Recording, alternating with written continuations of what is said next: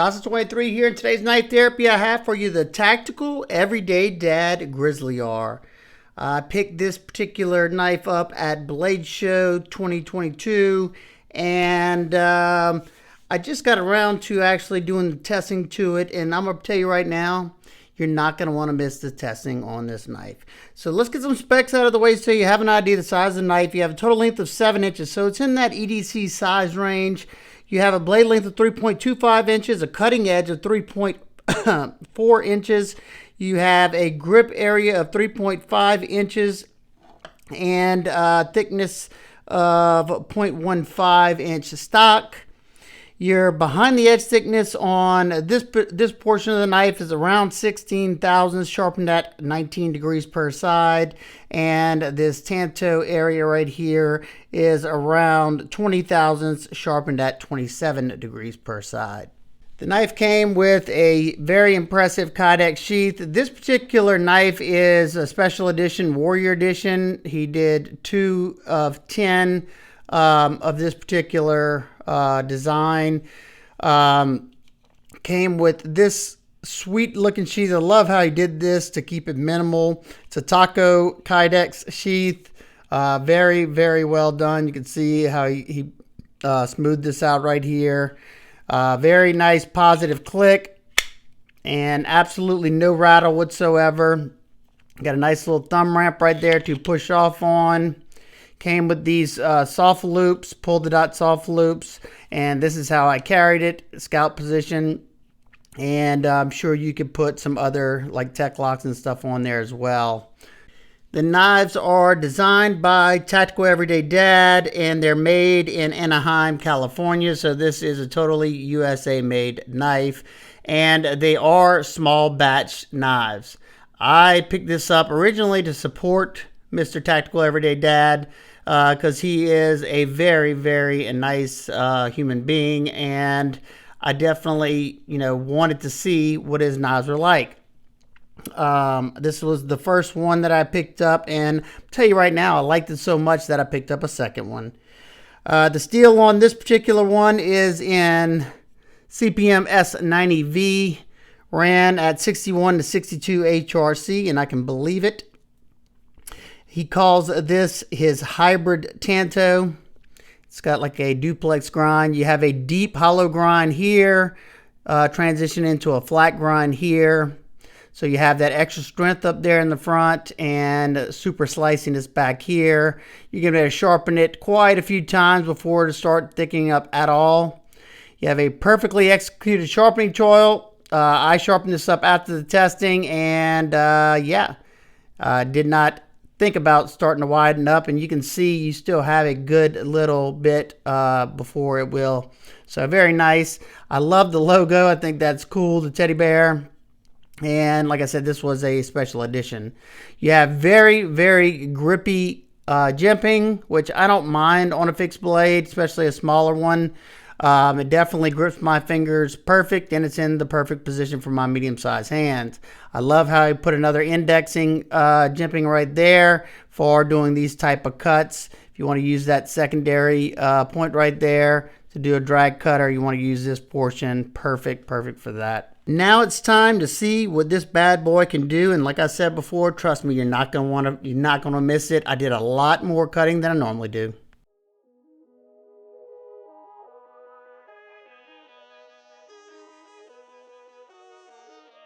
I ended up having to sharpen the knife because I bought this at Blade Show and I had used it quite a bit before I started the actual testing for the video. I ended up sharpening it up to, I think, 800 grit, and it came up really, really nicely. It's got a really good heat treat on this knife, and I really forgot how much I like S90V. The knife has a very deep hollow grind on it, and it's just performing really, really nicely. At first, I wasn't sure because the handle is a little blocky, but it fills the hand out nicely. It was doing fine in the wood. It didn't have any real hot spots to speak of, but of course, a flat-scaled blocky style knife or broomstick style handle is not going to be as comfortable as, say, something with a contour or like a Coke bottle shape or something like that. But it was doing outstanding in the wood. I knew it would. No pun intended. Now we move to the 1/2-inch twisted sisal rope, and at first I tried to use that front tanto portion, but with the sisal rope you have to usually use a decent bit of pressure, so I found that using that secondary point and kind of slicing downward was the best angle of attack here. I did a lot of push cuts with this. It was passing through the rope very nice and effortlessly. And I figured, being this is S90V, let's take it as far as I can take it, or at least till I run out of rope here. And it definitely wows me at the rope. After I finished cutting the rope, I was like, let's take this knife a little bit further, because it's a premium knife with a premium price tag. Let's see what it can handle. So we're going to go through the normal test, but just stick around because we got some more fun stuff in store for the rest of the testing. Overall, I ended up making 76 cuts, and literally the edge did not feel like it was phased in the least. I did a 3-finger test on it. It was definitely grabbing onto that skin pretty quickly.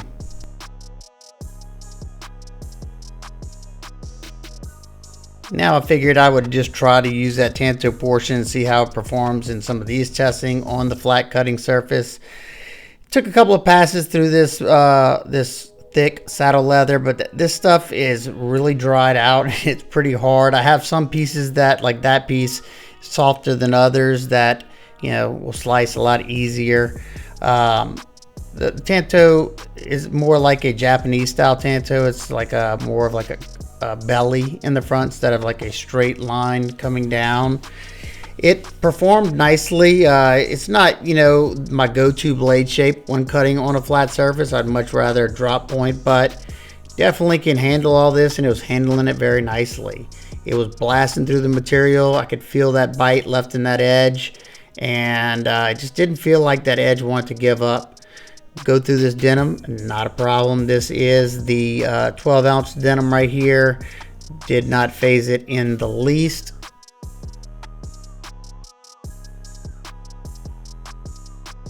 Here I'm just seeing how well that point is piercing, and yeah, I don't know if I actually have it on the video. It might have got edited out, I don't remember. But at some point I'm trying to cut where that neck is on the bottle, and it's a lot more dense, and I knew this because I cut into it already. Well, the knife went slipping out of my hand and fell to the concrete, landed on a portion of the edge, and look, yep, here, I did leave it in. Don't be stupid, here it is, right coming up and right there. Yeah, I'm an idiot, so don't do that. I'm an idiot.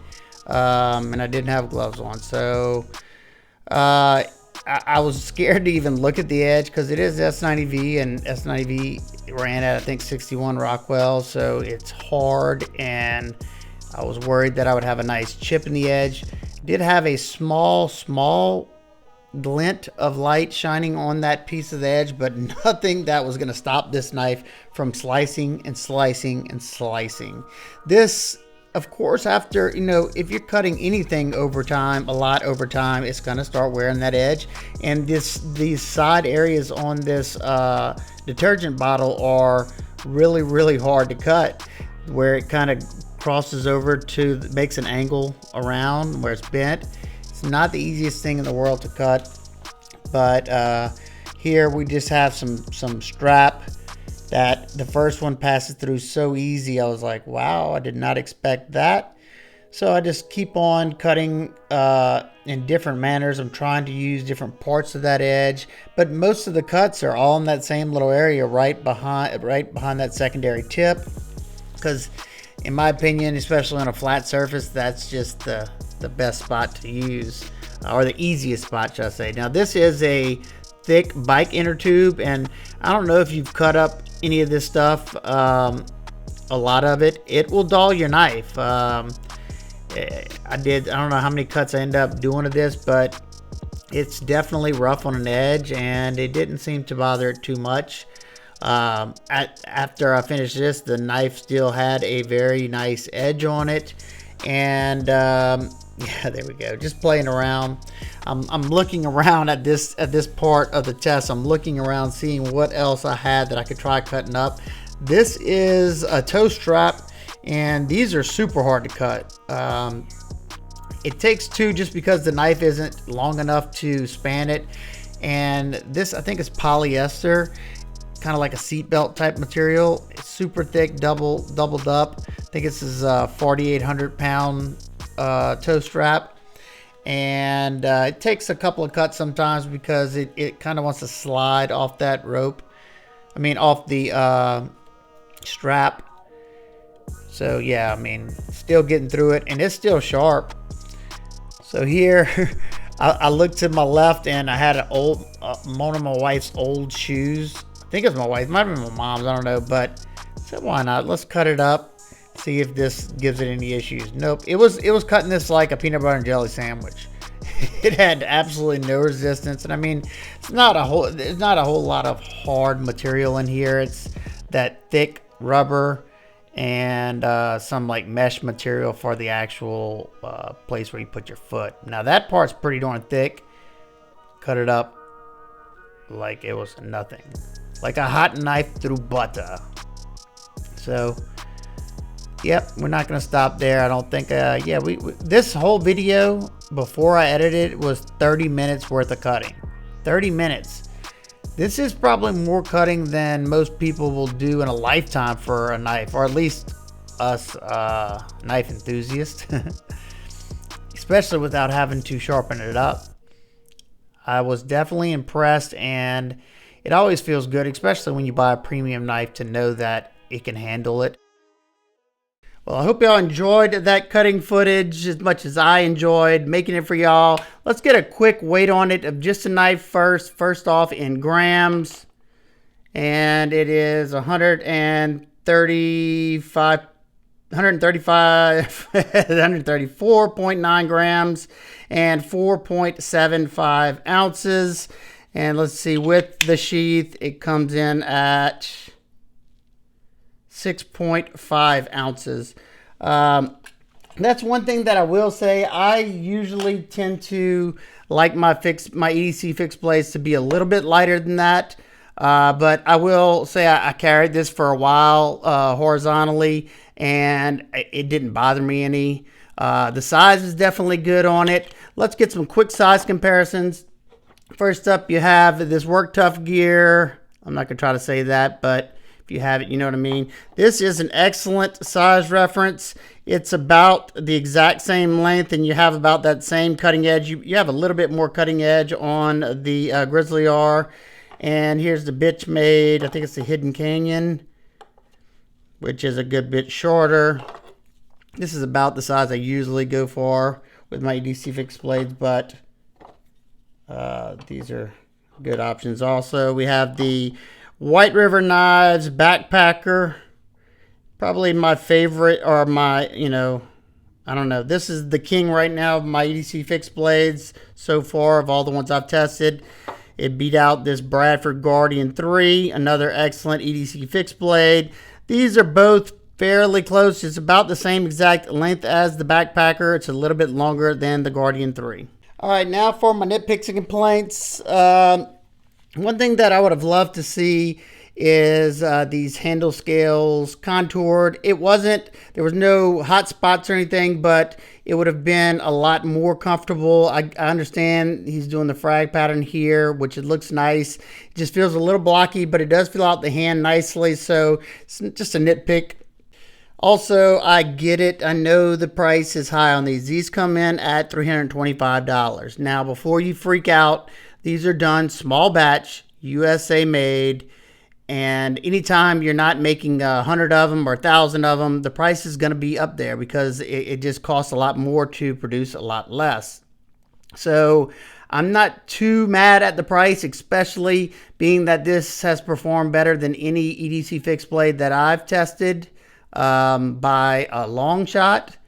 The heat treat on this thing is outstanding. That's why I decided to pick up this one right here that I had on the channel recently. This particular one is more of my EDC size and weight. It's a lot thinner and it's a lot smaller. This one just feels very, very nice, but still, this one is just phenomenal as far as performance. Now, this one's in Magna Cut. I can't wait to start doing the testing on this one. So overall, do I think the knife is worth it? Yeah, if you're okay with spending $325 or so, I definitely don't think you'll be disappointed, especially in performance. I don't know if I actually had it on the video or not, because I was editing, and sometimes I cut stuff to try to make it, you know, not be as long. But this knife actually fell on the concrete and it hit the edge right here, and I was expecting, being that it's S90V at 61 or 62 Rockwell, I was expecting to have a nice little gash out of the edge. And let's see if I can show you all this. It wasn't anything that serious. I don't even know if I can show you all. Yeah, right there. You see that little bitty ding right there? That's from it hitting the concrete. And yeah, I kept on testing the knife and it still did amazing. It's dropped up very, very good, very easily.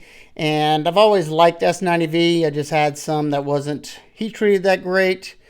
And this one just has a great heat treat on it.